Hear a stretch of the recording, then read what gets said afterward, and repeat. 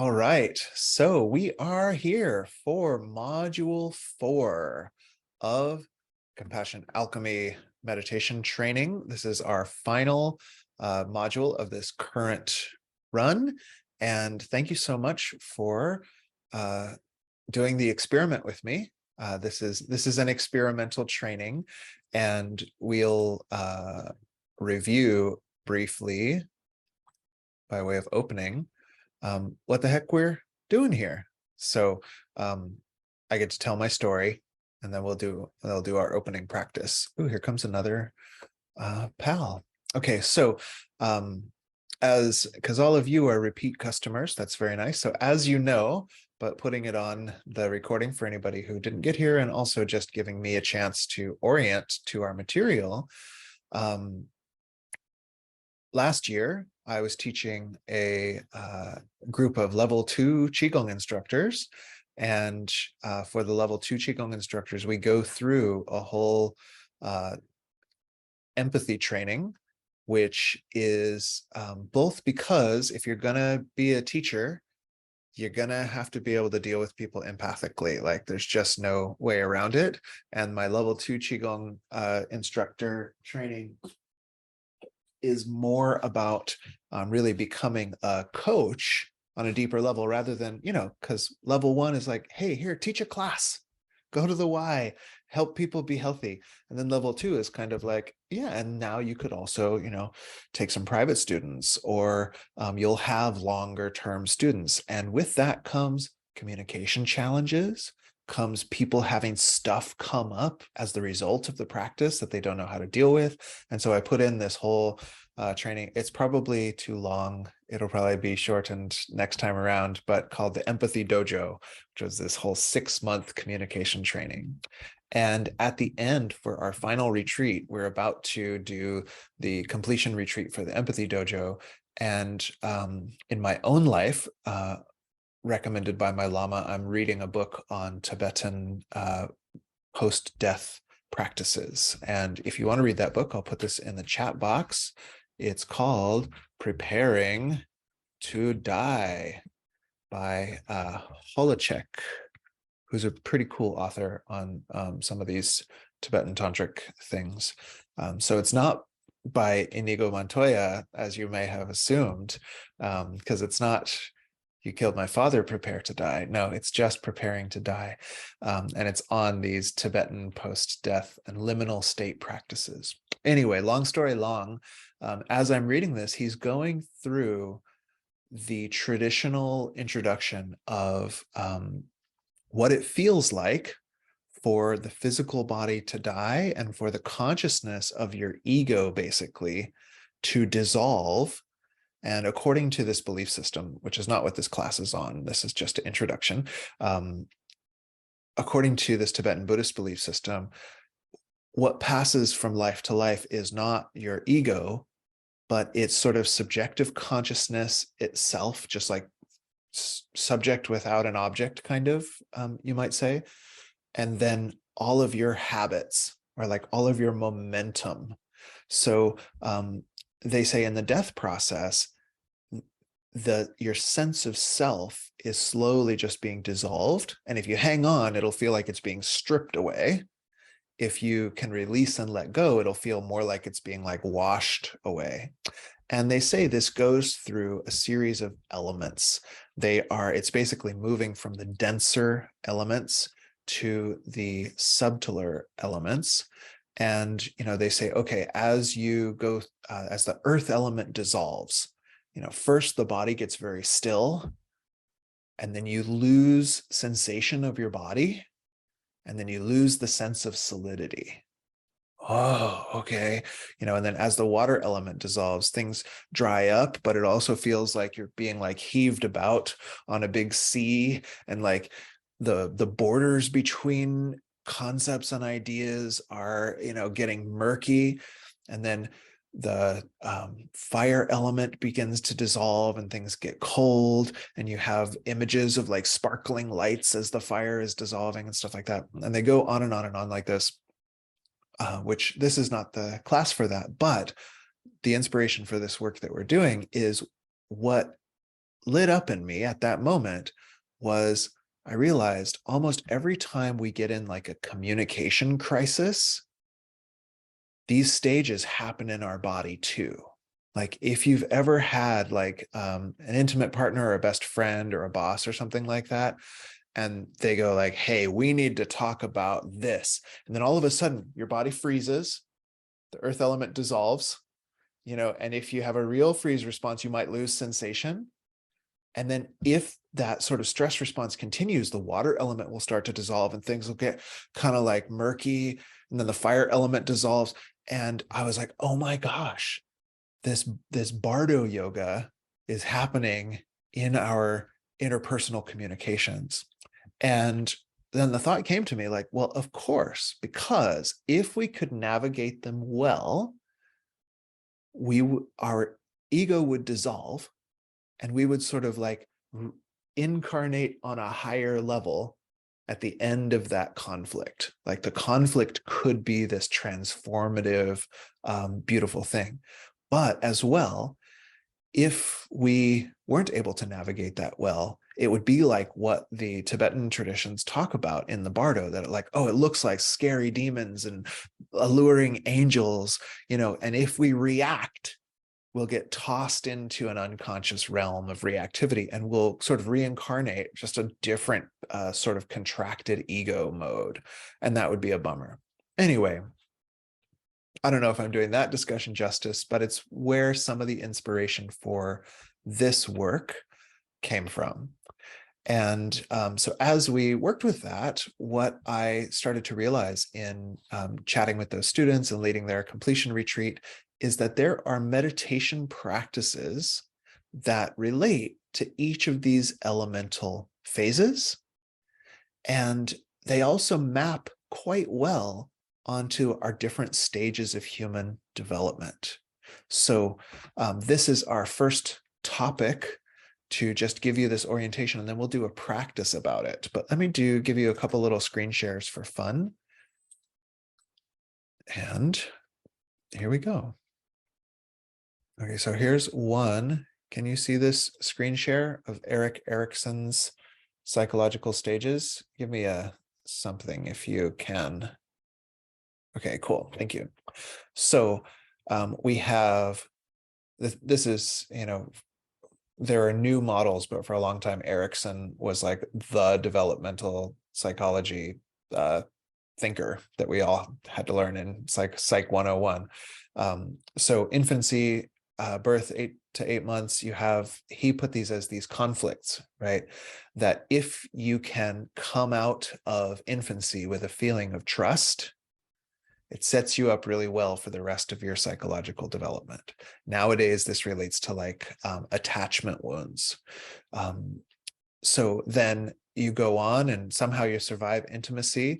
Then you move into this autonomy versus shame and doubt. And we could do a lot of mourning on what kind of a job our own parents or others that we know of did with these, but these are the challenges. And then initiative versus guilt, industry versus inferiority, identity versus role confusion. And one of the things that we'll find if you've been following these courses is that this trust and mistrust really relates to what we've been talking about as the earth element in our meditation path. So there are a whole group of practices that help you cultivate this feeling of trust, stability, and groundedness. And this is really being done a lot in the realm of trauma work, for example, that we can go back in and build our own sense of resource, even if we didn't get it as a kiddo.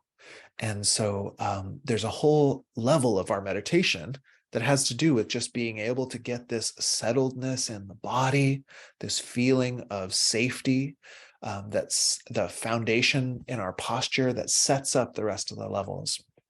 So similarly, these other guys, autonomy versus shame and doubt, and initiative versus guilt, industry versus inferiority, and even up to identity versus role confusion, we could say are related to what we did in the water element of this course, which is about consolidating a sense of self, consolidating a sense of self. Then in our last episode, we really got into this intimacy versus isolation through studying the practice of self-compassion and emotional alchemy. And then today we have made it to generativity versus stagnation. And this is where we are today in the wind element, which the notion, let me stop this share. The notion is that if we have sort of stacked up these other levels, right? We have a basic sense of trust in our own resource, in the universe, in Mother Earth, whatever works for you.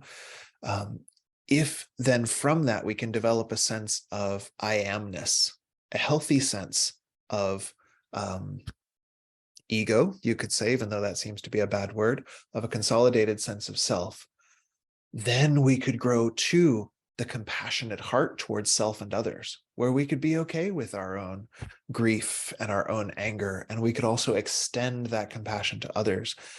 If we've set up that foundation, we have the potential then to experience actual inspiration, actual movement toward, hey, what do I want to create? What do I want to do with this precious human life? So that's where we are today. And we are studying that in relation to the wind element. Let me show you 2 more slides just for fun. I don't know, give me feedback. Was that first slide any fun? I don't know, it might have been too boring. Okay, good, fun slide, yeah, all right, excellent. Good, thanks guys. It can be hard on Zoom to figure out if anything fun is happening. Okay, can you see Maslow's pyramid there? I hope it's big enough. It looks small on my screen, but hopefully you can see Maslow's pyramid. Anyway, we don't need to look at Maslow's pyramid in detail. And again, more recent work has been done on this, but if you've taken a Psych 101 class or you started studying Psych back in the 90s or something like that, Maslow's pyramid was still considered kind of current, you know. Anyway, we can look at this as well, similar. Can you see my little cursor buzzing around in there? Okay, so as well, these bottom 2 levels, physiological needs and safety needs in Maslow, we could relate to our earth element in this work. So in our meditative practice, if you remember back in the earth element, these were tips like clean your room before you meditate, turn off the cell phone. Also though, check out your diet, right? If your meditation hasn't tamped down your stress and anxiety, like maybe you need less coffee. Maybe you need to take some GABA, something along those lines, or maybe you're blood deficient, your iron or B12 are off from those years with a certain dietary practice or something like that. So this is our earth element. Then as you get up to the belonging needs, we really have, similar to our water element, of you're consolidating a sense of self in relation to others. And as well, in the esteem needs, we have somewhat of our fire element with its self-compassion and its capacity to embrace, its ability to do shadow work, etc. And then into self-actualization, it starts to be with what we're working with this wind element, that we've created a strong foundation. And there's this sense of, oh, this is who I am.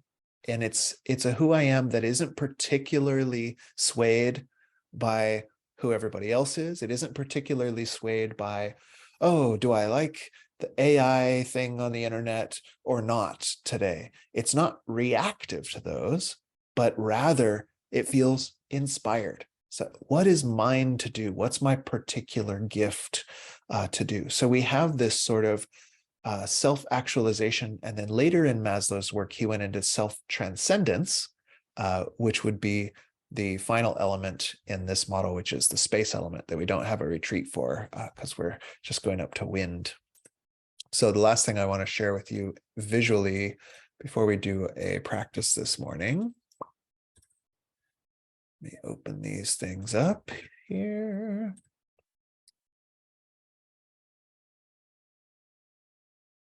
Is the stupa. Can you see the stupa? I hope you can see a stupa. Okay, so this is the traditional Buddhist stupa, and not a lot of people know that it's representative of the 5 great elements, the Mahabhutas of ancient Indian philosophy, which are very similar to ancient Greek philosophy. So down at the bottom of the stupa, you have the earth element. Then the round part here is related to the water element. The pointy triangular part here is related to the fire element. Up here is related to the air element. And then up at the top, the little ornament is related to the space element. And what I want to suggest to you is that the stupa is a great model for how to set up our meditative practice as a whole life practice. I'll bring that back if you need to see it a little later. Because what we want, part of my goal with this training in the developing experimental compassion alchemy system is I've seen in myself and a lot of others that we tend to take things a little backwards from the stupa model. So for example, some of us have attachment issues. We have attachment trauma. I know for myself, I somehow ended up with kind of an avoidant attachment style. And I've done a bit of work. I've got some earned secure attachment in places in my life, but I can tell you for sure that at a certain point on my meditation path, I tried to invoke as many states, like altered states brought on by meditation, basically to try to not feel the pain of my avoidant attachment. And so what I was doing was I was trying to go straight to the wind and space elements, while the earth element down there was practically non-existent. Others of us, last time we went into the shadow work, and once again, you can see it in the news. It comes around like every quarter that like some of the folks, the politicians who are most adamantly like anti-gay rights, like they're found with gay pornography or like, visiting gay prostitutes or something like that. And just to be totally clear, those things aren't bad in my opinion. It's just that they're a hypocrite, right? They're out there like blaming people for things that they don't do. This could be an example of that they've got this spiritual ideology, like God hates us and this is why we have climate change, extreme weather, and it's terrible, and they've got this spiritual ideology, and then their shadow work is totally undone, right? It's this real lack of awareness of what's going on in their psyche. And what many of us have found is that that's not a sustainable way to do spiritual practice. So you have sort of two views on things. You have some of us who are more naturally kind of mystics, and we'd like to disregard the practical and the psychological entirely, because it doesn't feel great all the time to have to deal with psychological stuff and do shadow work and deal with attachment trauma. And so you can use spiritual tools. You can use, Zen meditation, right? You could become a Zen boyfriend or whatever gender friend, but it's funniest when we call it Zen boyfriend because they are somewhat stereotypical, where you just you convince yourself you don't feel anything or have any needs because you're so spiritual. And what you've really done is just become very, very repressed, very, very out of touch with your inner being. The good news, bad news is that can't last for very long. If you keep meditating in that state, you'll likely have a Kundalini crisis or a spiritual emergency where all of the repressed material comes forth at once. This is good because you don't stay repressed, but it's also quite troubling because it's really hard to integrate when all that stuff comes up at once. So you've got some of us, this is the camp that I tend to be in, is the mystic spiritual bypassers. But then you've also got kind of the like psychology today mindfulness movement, which says, you know, the whole point is just kind of calming down and getting more okay with a crummy world where, you know, your vulture capitalist overlords are destroying things. But if you can breathe in and out, we can put you right back to work. And that's also bull. So my thought, this is the end of this introductory discussion, or sermon, it looks like it has turned into. My feeling is that we actually need a path that does the whole spectrum. It goes from, hey, no, this is how you calm down. If you have to go back to work, here are some breathing techniques that'll get you back to work, right? Oh, here's some ego wounding about identity formation. Go see your therapist. I can't help you with that as a meditation instructor. But then there are also states of things like a feeling of purpose or a feeling of inspiration that aren't really covered by your everyday industrial organizational psychology that the mystical systems really do have to offer. And my hope, what most of my classes are teaching the things that I wish someone had taught me 30 years ago. So my hope is that by doing work like this, we can really outline where the different practices go, sort of in the trajectory of our whole life, wholehearted living, right? It's not a linear trajectory. It's not like, okay, I've got my attachment wounds taken care of. Let's go on to identity formation. Okay, I've got that. Now I'll do some shadow work. Hey, enlightenment.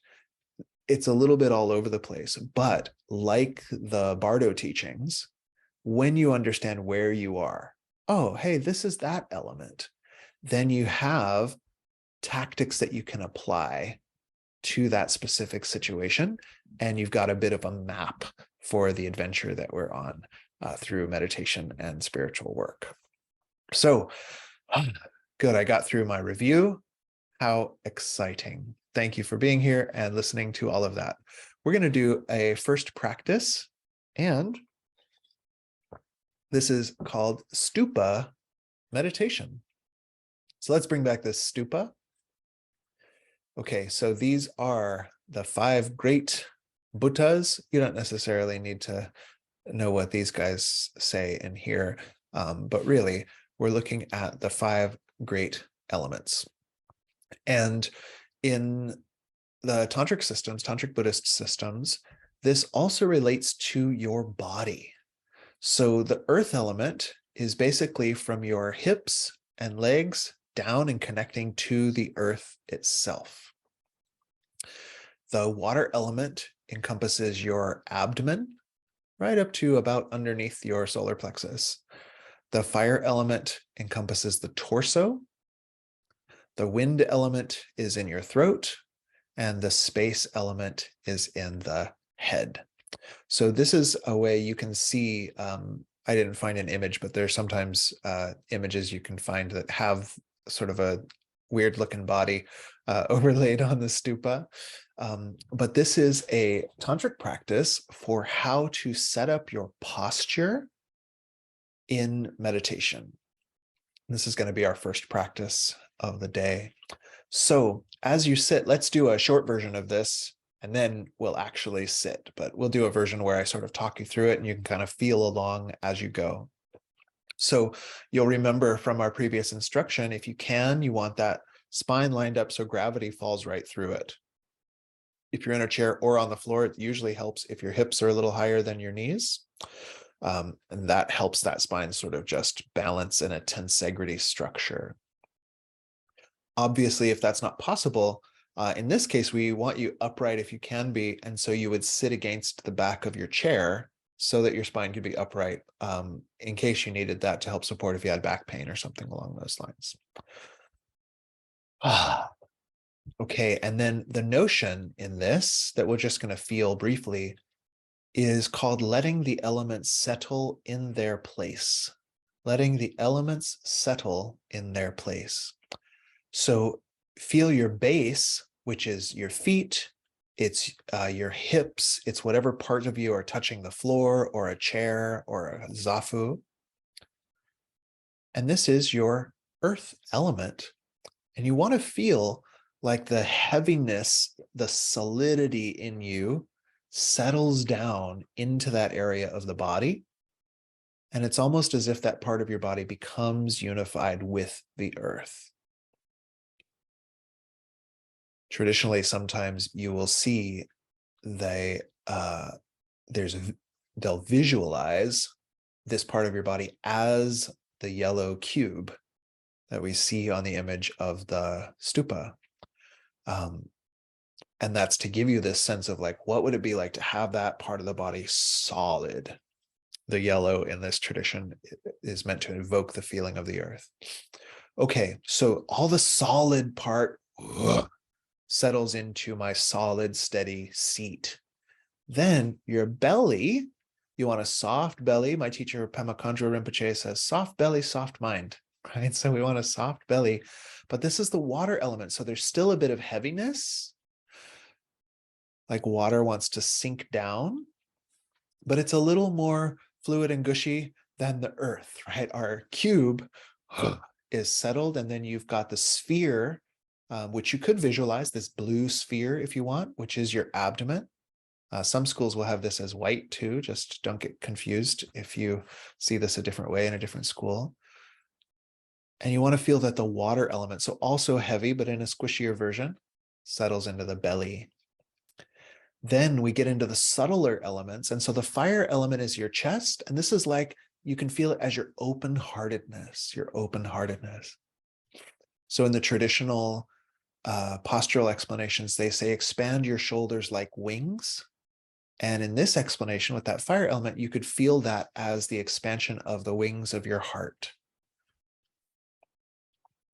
So we've got heavy earth, still kind of heavy, but more fluid, water. Then we've got opening fire, opening and slightly rising. And then they say even more subtle is the wind element that we see in the throat. And if you like, you can visualize that little crescent moon shape, the green light. And it's your throat, but traditionally this actually includes all of your sensory organs. So everything up to the cranial vault is actually the throat chakra. Secret, they didn't tell me for a really long time, so I'm telling you now. So this is all the wind element, and you can feel that in the energy of expression. And it's this kind of mobile force. So this is the most subtle of these great elements. And then in the cranial vault, we can visualize this as the white light, and they have it like a flame. Let's visualize just a little drop, almost like a drop of water, but suspended in space. And you can use this as a white, or some schools would do this as a deep blue. And just like our yellow cube at the base is like joined with the solidity of the earth, you can feel that the space element of the head is like joined with the vastness of the sky. So then when we have all of these five, at the same time, you want the feeling that the heavy settles and the light rises. And this is letting the elements rest in their own place. Letting the elements rest in their own place. Okay, then when you're ready, let's do a sigh. So you're going to inhale twice. You inhale, then inhale more. That'll naturally cause you to sigh. On your exhale, let's do that once more.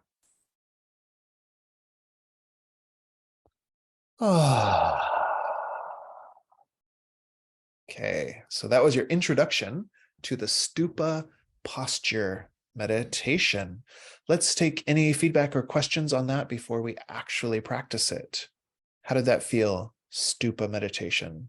Did we get it? Anything confusing in the way I presented that? No. Okay, cool. So the last thing, you could imagine if you got please just show an emoji or something. You don't have to come on camera, of course, and some of you might have limited internet today too. But show an emoji or something. Did that make sense to you? Did you feel the settling and the rising? Did that work for you? Okay, cool. What is the menu base? I don't know what the menu base is. Maybe it was on this thing. Oh, Meru. Yeah, don't worry about that part. Well, we can talk about Mount Meru later if we wanted. Okay, good. So the people who were able to respond felt it, the settling, right? So this is also, we're doing a yogic version today, but this is very similar in Taoist meditation, as we talked about back in water element class, because we did a lot of focus on the lower belly, on the Dan Tian. And the reason they do that is they say, imagine, but not too hard because you can screw up your chi, but imagine if you had this backwards, right? All the heavy part was up here. And then your feet were like restless and you find yours. That sucks. Have you ever had a meditation like that? I have. It's this feeling that like all of the stuff. So like you could think of your thoughts. In Taoism, they call them turbid energies, right? And this is like it's the tangible heavy stuff. And so when you've got a bunch of that up here, your brain's like, oh, what about this? And what about that? It's all attuned to the gross level of divisions and strategies and stuff. They say, oh, well, no, you're just upside down. There's no problem. You've just flipped yourself upside down. Let all the turbid come down and let all the subtle rise. So we're doing that posturally and somatically in this practice. Yeah, air in the legs. And, sometimes you can have restless leg syndrome, which I suggest acupuncture for, and possibly supplementing with iron and B12. But then there's also just the I would rather move than sit meditating. And if we can get these elements to settle in their place, that's actually one of the things that happens in long meditation, where like you're trying and it hurts and your legs hurt and you're bummed. And then one day, day 3, your body just goes, cha-chong, and just you've dropped in. What happened is that the elements finally settled in their place. And you end up sitting there, the mind feels like spaciousness. The breath feels like wind and fire. And then there's a liquid abdomen and a solid core connected to the earth. And if a lot of retreats just on mindfulness are ways of kind of forcing the issue. Like you just sit until it happens. But tantric practices like this, where you might visualize the yantras, these shapes, they're meant to help you jump to that point by understanding what's going on. Okay, cool. So you've convinced me that I did a okay enough job of explaining that we can practice. So let's take a 1-minute break in case you need to pee or get another zafu or something like that. And then when we come back, we will sit and do our first session of stupa meditation. So see you in 1 minute, please. Okay, any last minute questions, comments before we do our practice?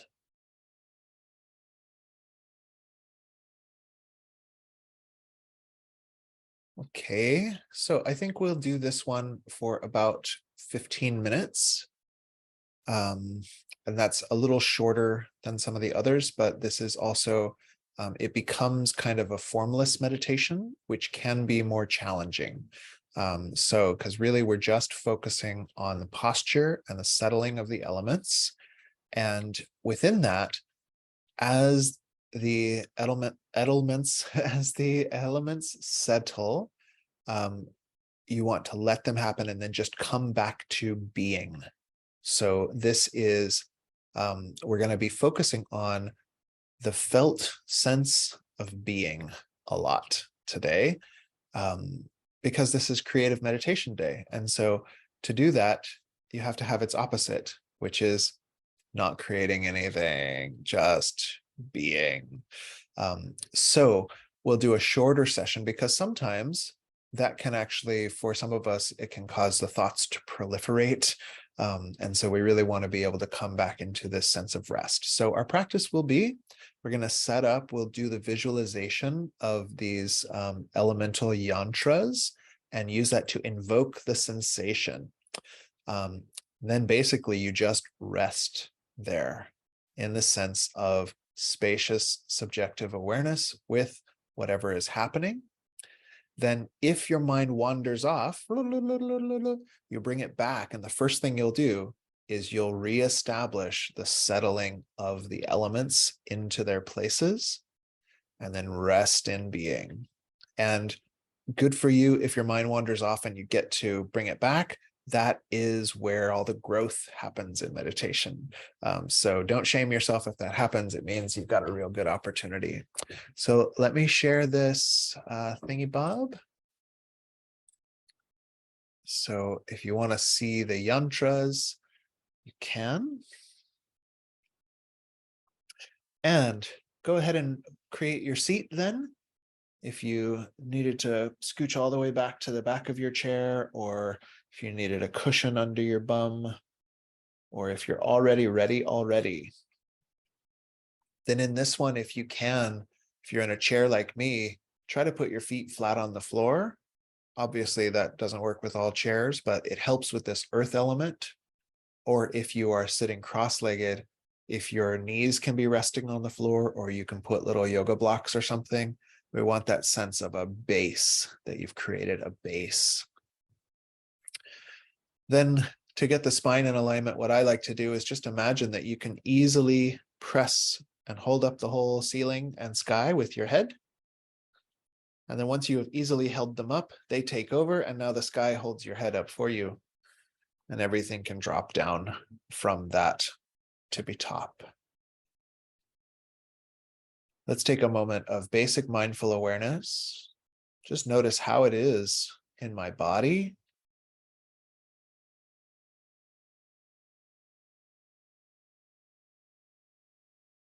How it is with your breath.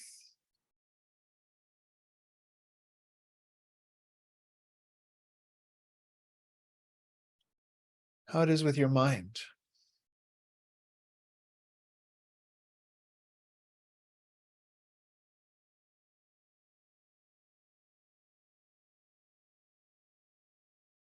And then perhaps see if you can feel all three of those at once: body, breath, and mind.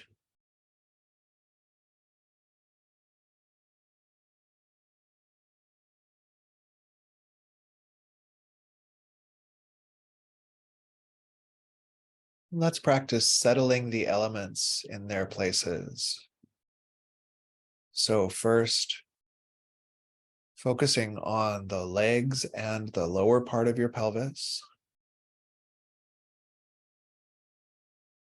the sitting bones, the tailbone, and especially feel and create sensation of whatever parts of you are touching the floor or the ground or the chair or cushion you're on. Get that sense of pressure and bring your capacity for savoring to that sense of pressure. Let it sort of grow a feeling of solidity, stability, and support.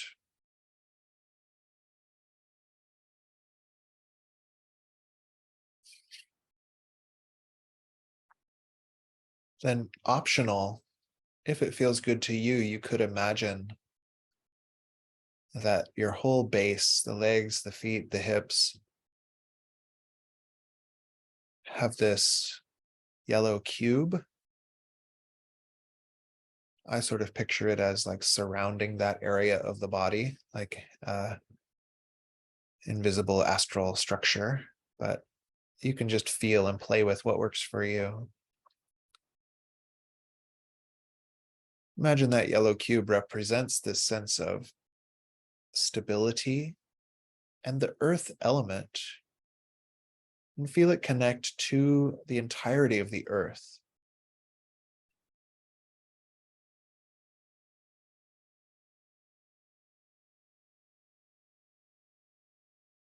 We'll just take a moment and breathe in that way. For me, I really like to feel into down under my feet and into the earth, as if I could feel and breathe with the entire planet.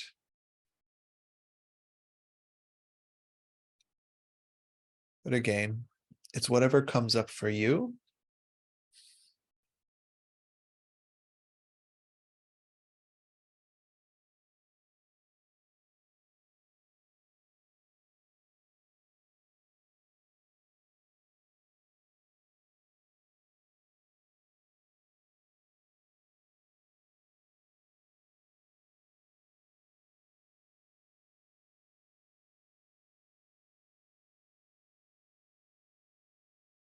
Then letting that earth element stay settled there, we'll focus on the abdomen,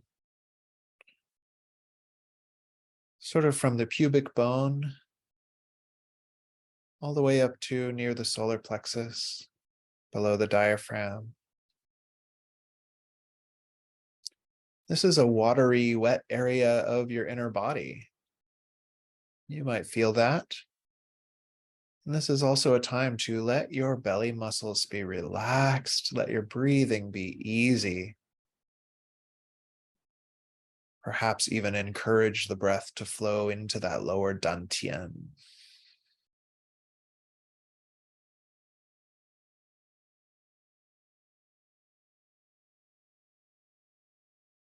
And have a sense that, like, the fluid aspects of your inner experience flow down and into this belly, and the water element settles in the abdomen. You can visualize this as a sphere. And traditionally, they'll use either a white or a blue light. You could think whichever one feels most watery to you. The point is to elicit a sensation within you.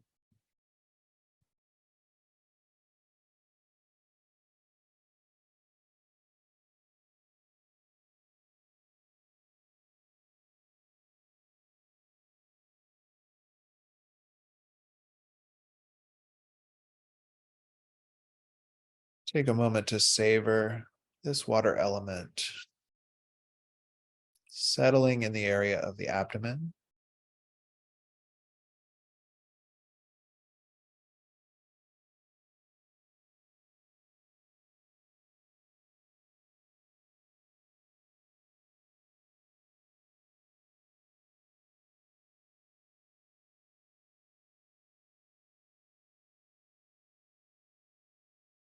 And then bringing the awareness, letting that stay. So now you've got the solid yellow cube and a blue or white sphere.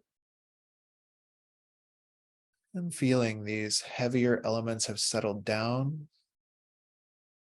And then the fire element, which in this traditional cosmology is the next level of subtlety. Feeling into the torso. And I like to think of the radiant aspect of the fire element. So it's this sense of opening. And I imagine my wings of the heart are opening.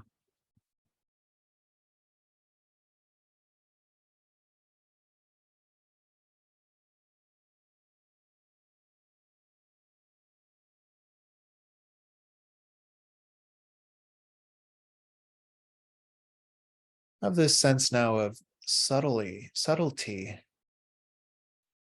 and also this type of radiance that naturally abides in the area of your heart, such as, like in our last module, when we cultivated compassion, there's a natural radiance of your values from the heart.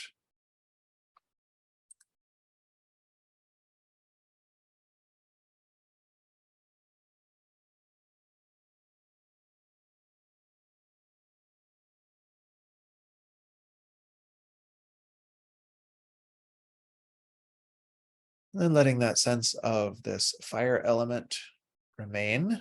The torso, perhaps visualized as a red triangle or tetrahedron.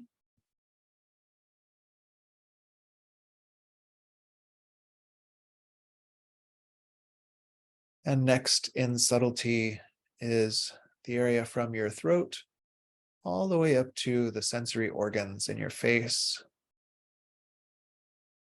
And it's the wind element. In the ancient world, considered to be more subtle because it's invisible. So there's this invisible movement.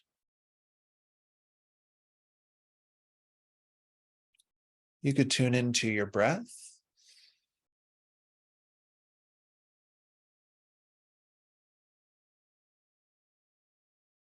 And having that sense that with the heavier elements settled down below, what occurs in this area of the throat chakra are things like inspiration or subtle vibration.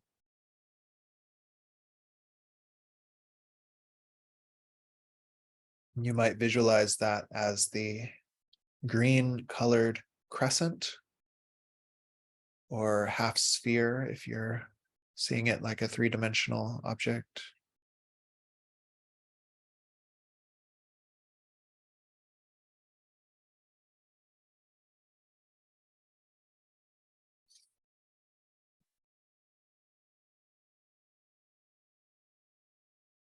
And then finally, in the cranial cavity and above through the crown and sort of tickling the little transpersonal chakras above the crown, you can imagine a structure like a little drop. Or it's almost like a flame as well, but in this case, in the ancient world, it was considered like a bindu, this point of scintillating consciousness. And this is the space element, or we could say openness itself. So if you enjoy the visualization, this could be a white color or a deep blue color. Different traditions use different colors, and you can use what works best for you to evoke the sense of space.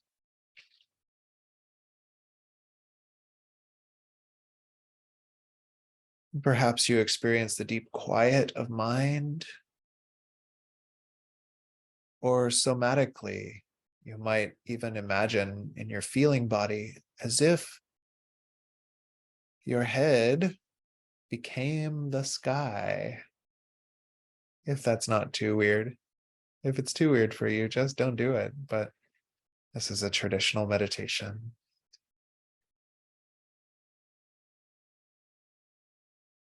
And then we can just go back one more time and feel the quality of the sinking of the heavier elements, which allows for the rising of the subtler elements. And this sort of simultaneous sinking and rising, ascending and descending, is what the ancients called your capacity to bridge heaven and earth.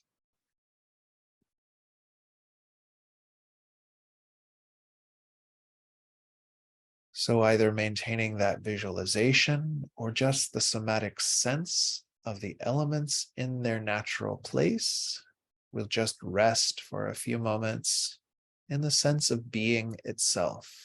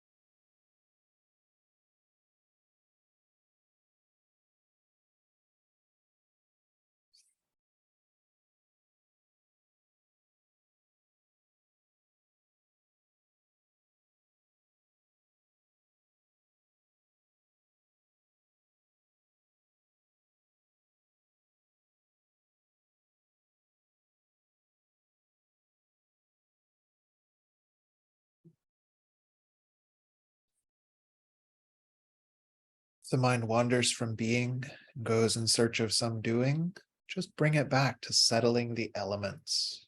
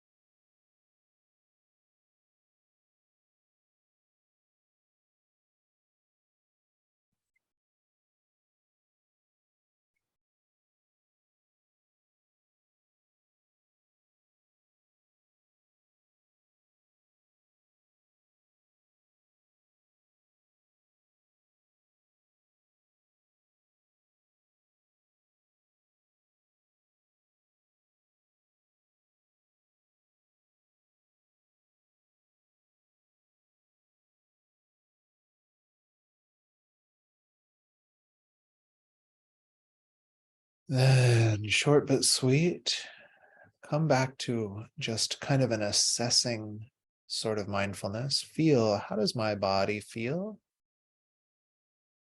How does my breath feel? What about my mind?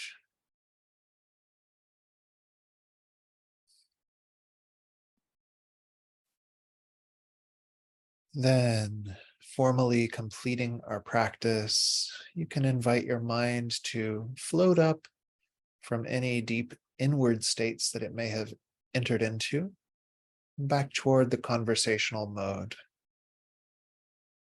When you're ready, let's take a few deep breaths. And then you can raise your gaze and we'll come on back together.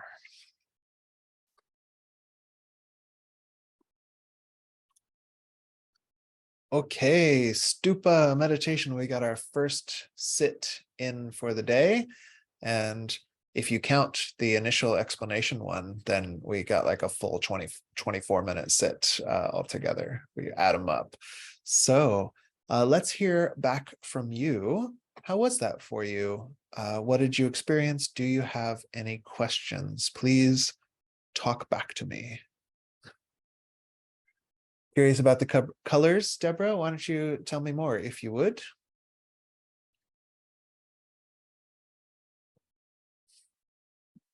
Hey, sure. So, I love the meditation, first of all. Good. It, it felt really good to feel that sequential order of things. Um, Felt the yellow and the blue. In the heart, I was feeling more pink than red, Oh, yeah. and wasn't sure what color to be with the throat. Mhm. And I see on there it was green, but I think because I have all these other maps and systems of chakra systems and that kind of thing in my mind, I started getting a little bit confused Yeah. about eating colors and that kind of thing, because I normally associate that with blue, and then I was getting hung up on the blue of the water and the blue of the throat and that. Yeah. Yeah, it's a great question. I think I have judged your question great. No, I really, let me use my I statements. I really enjoy that question because we are in a cross-cultural time. We're in a cross-cultural era. And so we confront some challenges that some of our ancestors may not have had to deal with. So briefly, we are in briefly, but this is in case you were going to tune out because it's just Q&A time. This is actually really important to today. So perk up your ears. In terms of creative meditation, which is, we just did one. We did our, like, it, that's a totally different quality in my opinion. All these blocks and spheres and stuff. It's different than like, hey, breathe 21 breaths. Cool it, Jack. Like, we're like making colors inside and it's kind of neat. So in traditional systems, I'll call them tantric systems, although they don't all come from India, but in these traditional kind of yogic tantric systems, um, the colors and the mantras and the symbols and stuff like that, excuse me, some of them do have like a subconscious resonance. I was telling a class yesterday about this with mantra, right? That like in the Tibetan tradition, they'll do this mantra, pet, and it's meant to be like, oh, wake up, you know, and it does that really well. And then there are other mantras that are like a prayer, and the sounds, just like in English, like if I said the word English to someone who never heard it before, the sounds have no intrinsic meaning, right? They don't create that mental image all on their own. So you also have in these systems of symbology, you have things that sort of naturally wake up something. And then you have the stacked cultural associations. And normally, this is one of these cool things with creative meditation. Normally, stacked cultural associations are a thing we're relating with unconsciously, and thus they sort of drive our mind reactively. Like the whole discussion nowadays about like between like folks who think traditional gender roles are a good idea or something like that. And it's like, well, those are made up though, right? Like they don't have, there are ways of understanding estrogen and puberty and stuff like that, but that has nothing to do with gender role. Those are made up. Like, and if we understood that, we could be a lot less upset. We could choose to create things that were cool. So anyway, stay off that tangent, but in these yogic systems, the point is not that there really is a yellow cube and that's the right way to do it. It's that for ancient Indian folk, that was a symbol that was already sort of naturally associated with this. And then practitioners would do it over and over and over again, so that the minute they visualized it, it would bring up the whole, like a hypnotic anchor, right? It would bring up all the momentum of their practice. Okay, so and then the same thing with these mantras, right? Is like then somebody might say boo, which is like the earth, or prithvi, and then that mantra would invoke the yellow cube and the solidity and all that practice momentum. So you have these very quick ways to induce state experiences.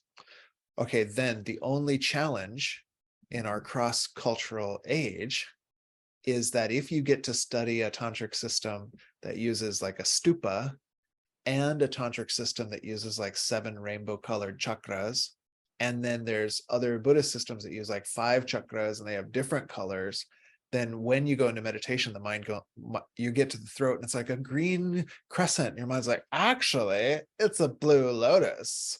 And that can just be a pain.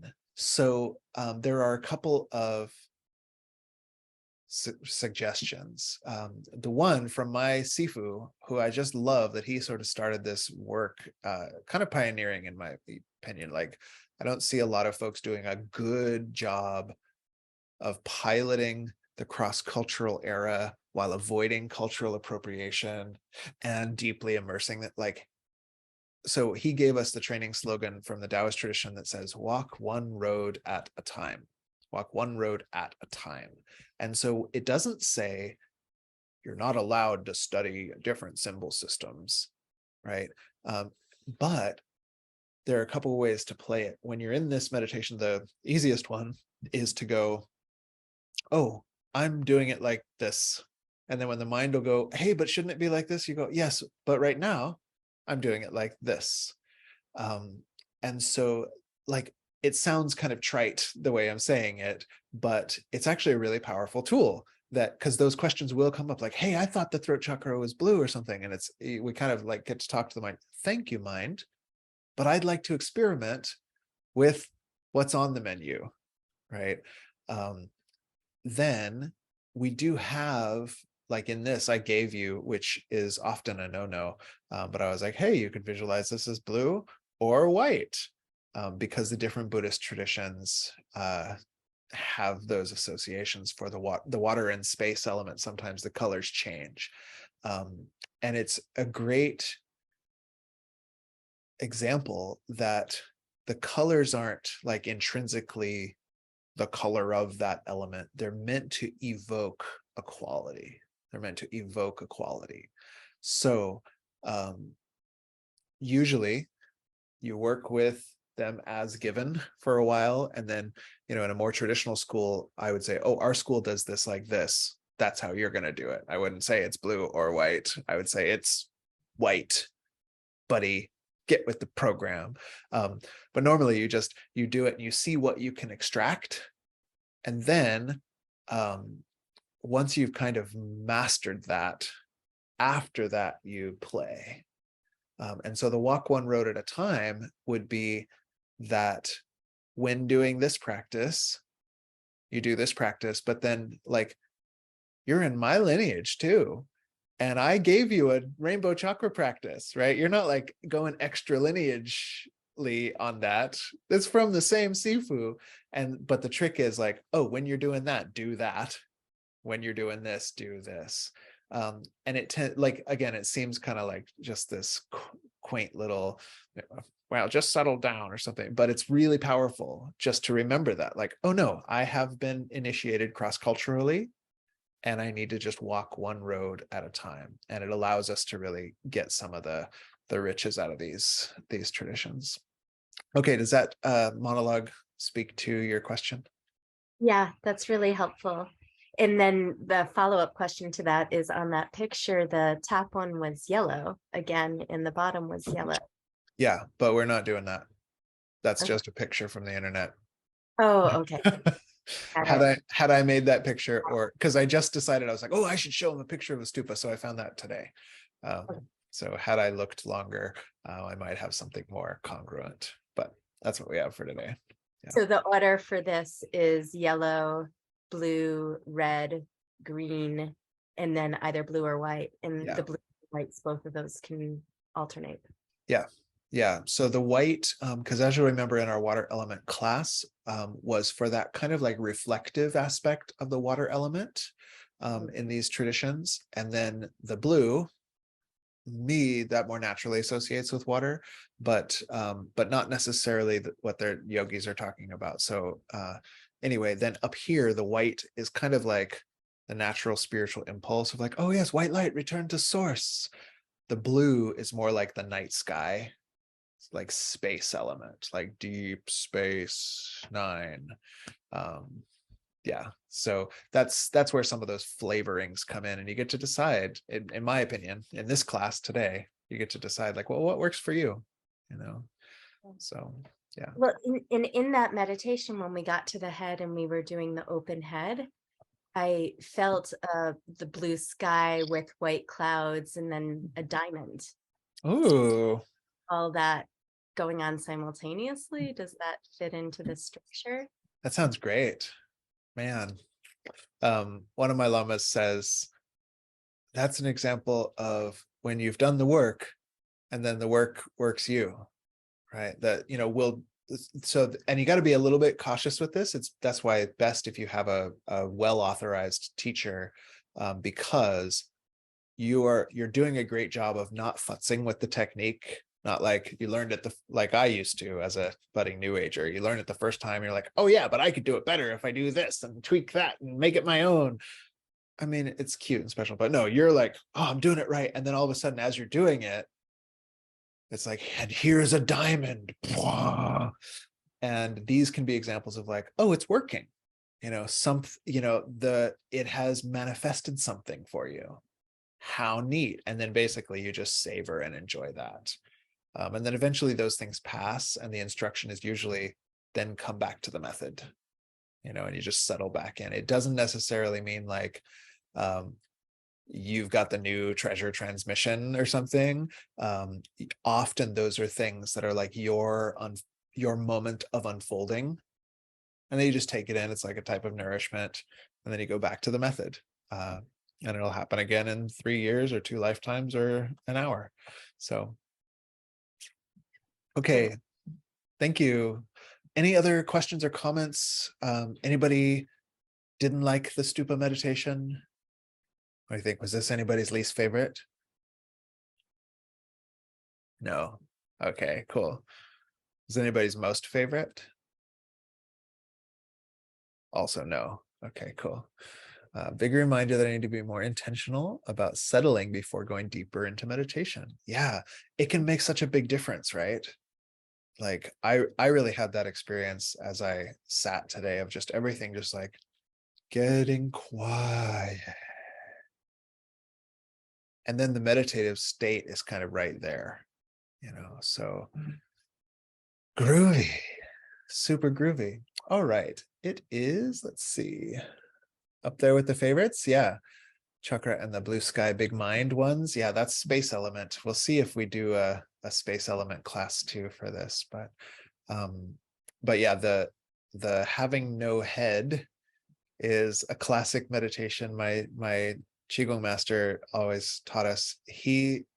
So in the Taoist, some of the Taoist traditions, they have these hats that have a hole in them for your top knot, but the secret meaning is, according to Sifu, is he said that for a lot of spiritual traditions, they are meant to keep an imagination that their head is constantly connected to the Tao or to the divine.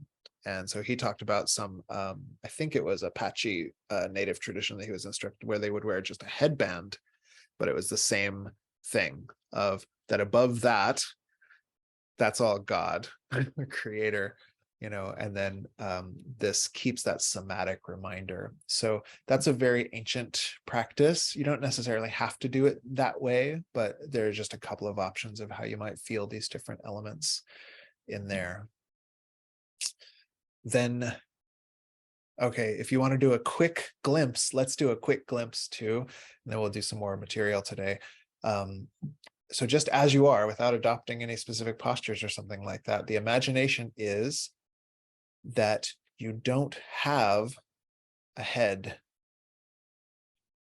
that all of this is just happening in you, but there's no head there that's receiving it.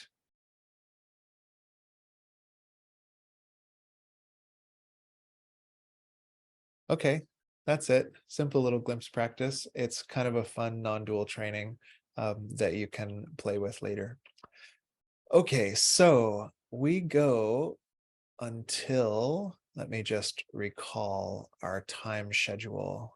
I think we go until 1, and then we take a break from 1 to 2:30.